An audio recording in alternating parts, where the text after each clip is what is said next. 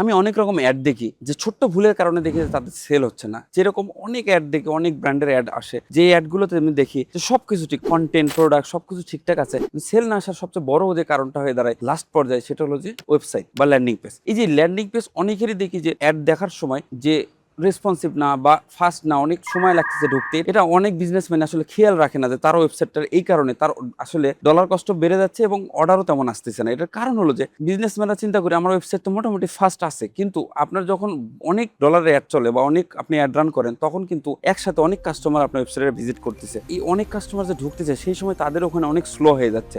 এটা একটা বিজনেসম্যানের মাথায় বা একটা বিজনেসের চোখে পড়ে না, কারণ সে তার মোবাইল বা পিসি যেটা প্রতিদিন তার ওয়েবসাইটে ঢোকে, সেই পিসি বা মোবাইল দিয়ে কিন্তু আপনি ওয়েবসাইটে ঢুকতেছেন, আপনি মনে করতেছেন ফাস্ট আছে, কিন্তু কাস্টমারের কাছে অনেক স্লো বা অনেক ল্যাগ করতেছে। এই কারণে অনেক কাস্টমার হারাচ্ছে এবং ডলার কস্ট অনেক বেড়ে যাচ্ছে। অনেক বড় বড় শপেরও আমি দেখছি যে এই প্রবলেমটা আছে। অনেক ওয়েবসাইট আপডেট করা হয়নি, কারণ হচ্ছে যে সেই থিম বেস ওয়েবসাইটে থেকে গেছে। দেখা গেল যে আমি লারাভেল বা রিয়াক্ট দিয়ে ওয়েবসাইট বানালে বাজেটের মধ্যেও আমি বানাতে পারি, এবং সেটা করলে আমার ওয়েবসাইট অনেক লাইট হবে এবং সেল অনেক বেড়ে যাবে। শুধু এইটুকু বলবো যে আপনার এই ছোট্ট ভুলের কারণে যে আপনার ওয়েবসাইট যা আছে 5 বছর আগে যেরকম ছিল আজকেও সেই রকম হওয়ার কারণে আপনার সেল কমে যাচ্ছে। কারণ আপনার কম্পিটিটর যারা আছে বা যারা আছে তারা দেখবেন রেসপন্সিভ ওয়েবসাইট নিয়ে বসে, এবং তাদের এই খারাপ সময় হোক ভালো সময় একটা ভালো অর্ডার আসে এবং ডলার কষ্ট কম। তো শুধুমাত্র এই ওয়েবসাইটের কারণে আপনার অর্ডার নষ্ট না করতে একটা রেসপন্সিভ ওয়েবসাইট আপনার অবশ্যই করা উচিত, যাতে আপনার সেল এখন আপনার আগের মতোই রয়ে যায়।